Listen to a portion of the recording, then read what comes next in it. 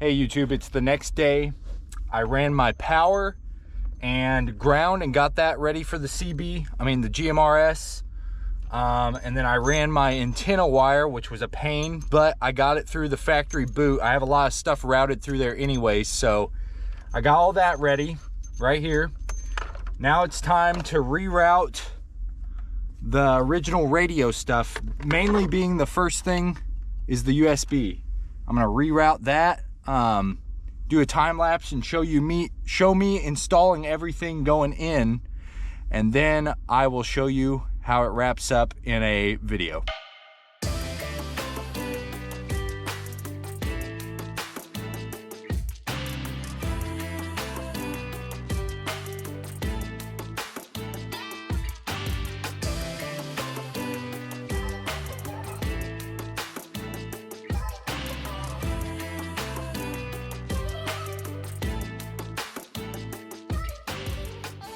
And there you have it, for now at least. I'm hoping to like build that 3D printed surround next to keep all this kind of hidden, what's back here, because I don't want it showing off all the wires and stuff back there. Plus I'd like to have a switch here and a switch here possibly in the future. I can see this thing is a little off center to the right, but not by much, very little, and I think I can live with that. But I really like how it's looking so far. Like I said, just gotta get a face plate for it where it kind of hides it away. This is a little bit low right now, but I think I can bring it up just slightly by unscrewing everything and raising them up, but I might just live with it. It's very subtle.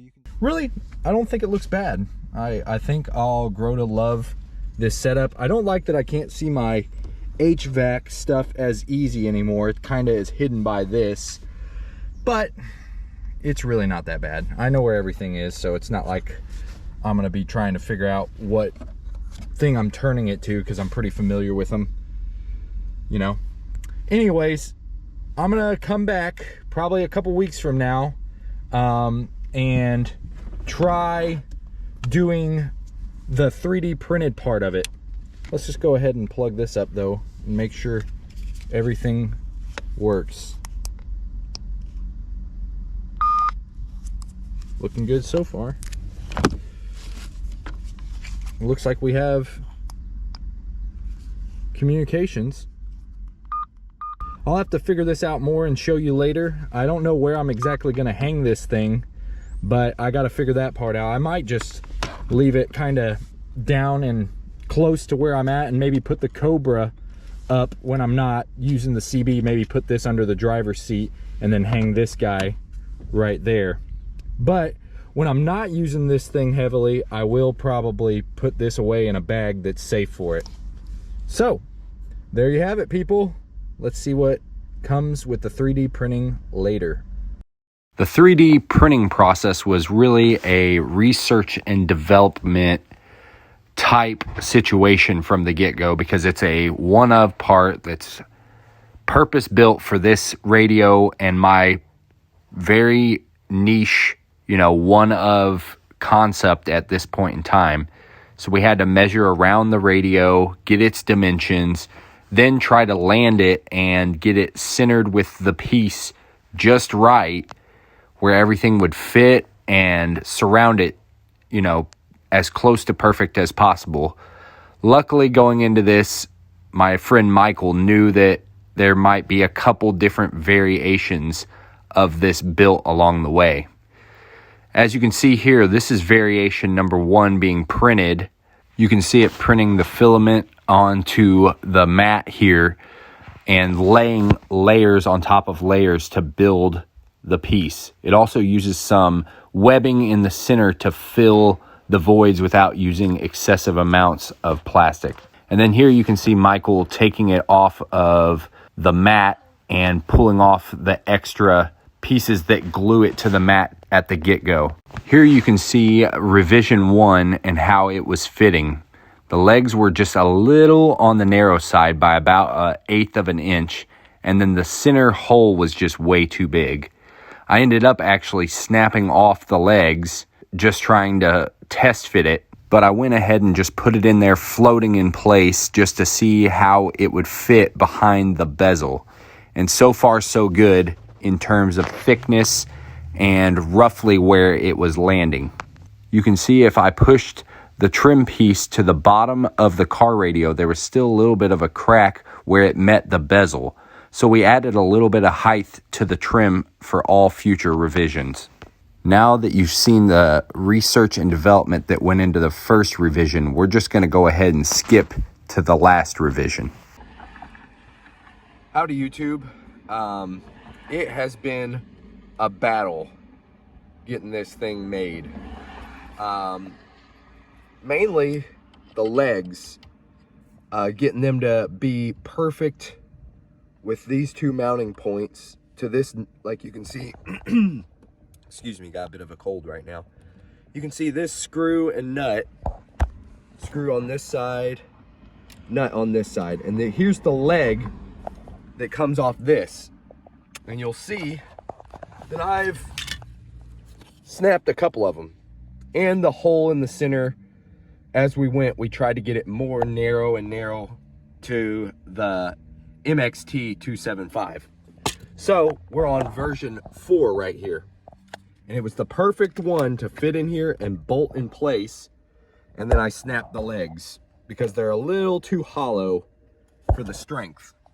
But minus having one that just bolts in place, I took some weather stripping, put the legs in place where they hold out the correct amount that I want to push up against the bezel. And then I put these weather stripping pieces in there so that when I put this in place,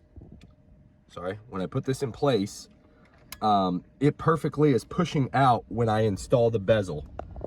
So, like when the bezel will push against this, it pushes in like that, and you can see the Midland, and then it's seamless all around this bezel hole for the radio. So, I also had to cut this little notch right here for this screw and hook that I added to the bezel, just so my mic can plug in and then drape, so that my mic can plug in and then drape outside of the way of my shifter column, or my shifter stick, I should say.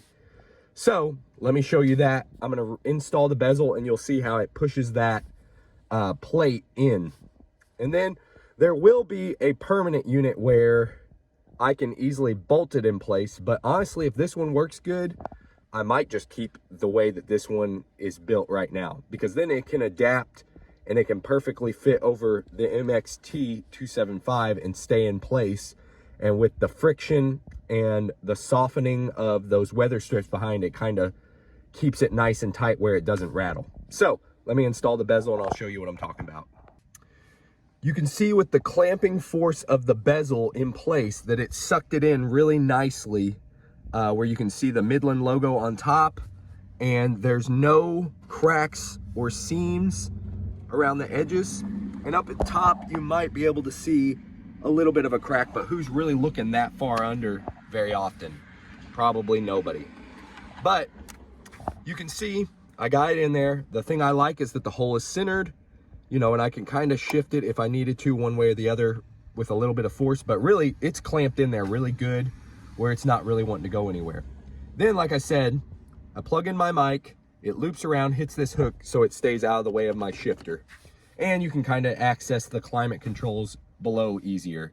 But that's a preference thing. I like my cord out of the way, and then I wrap it around the shifter, four-wheel drive transfer case shifter, and it kind of keeps all this out of the way.